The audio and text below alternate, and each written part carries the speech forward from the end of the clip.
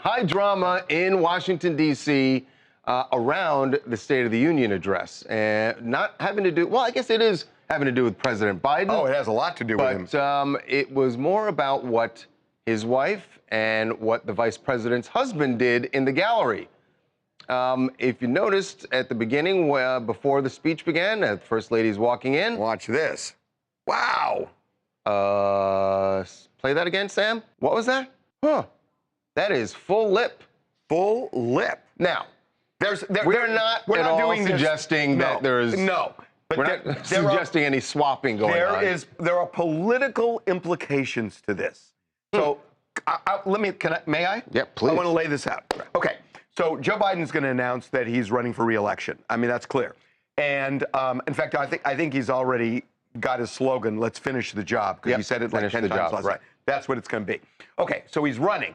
A lot of people, especially in the Democratic Party, are saying you got to change vice presidents because you are now 80 years old. People are concerned about longevity, and that whoever your running mate is, really could become president of the United States in this next term. And there are some people who feel that Kamala Harris she's not up to it.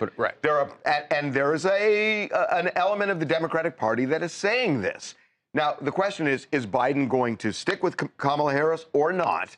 Well, my argument is this, that, look, Jill Biden is a partner of Joe Biden's, not just in life, but in politics. And the fact that she would publicly embrace Kamala Harris's husband this way, I think is a signal. I don't know if embrace is the right word, but greet or... Well, yeah, I mean, look, she knows the game. And I think the fact that they are tight that way maybe speaks to the fact that Joe Biden is going to keep Kamala Harris on the ticket. These two families are going to stay together. She wouldn't do something like that in that moment in such a public... If he's going to dump her. Right. I mean, that's just the reality, I think. Yeah, I mean, I don't like to read too much into this kind of stuff, but considering she's the First Lady, the very public nature of the State of the Union, and obviously the gesture of the lip kiss, I sort of have to agree. I think there are implications behind it. Can we just talk about how weird it is, though? Like, that's really what it is. It's weird. You're too young. You guys are too young. It's also very old-fashioned. This is something that people who grew up in the 50s or whatever used to apparently do, just kiss each other on the lips, which is, frankly and objectively, weird. So it's a weird thing.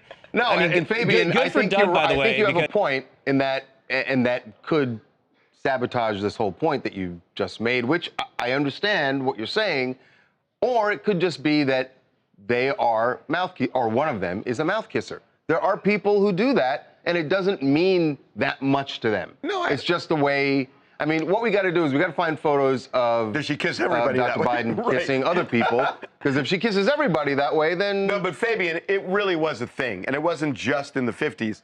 People did this all the time. And yeah, it's also in the 60s and 70s. The 20th century sounds like quite a time to me. I don't know. Anyway. Hey, Anna Braga here from California. I'm very confused. I'm originally from Brazil.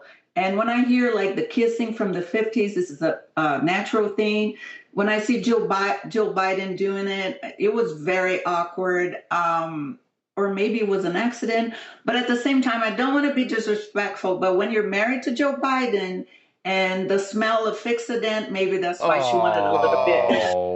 No, I'm glad. Wow, and you don't want to be disrespectful? Right. Wow. What is it like when you do want to be disrespectful? You said your name is Anna, right? Yeah. So, okay, so I'm going to tell you something about the 50s, when you grow up in the 50s, okay? I noticed that you have a globe behind you, right? Yes. So I got one of those globes when I was 6 years old. Oh, boy. And the United States, there are 48 states on it. It's true. So, you know, time marches on, but people stick to traditions. And by the way, I still have that globe.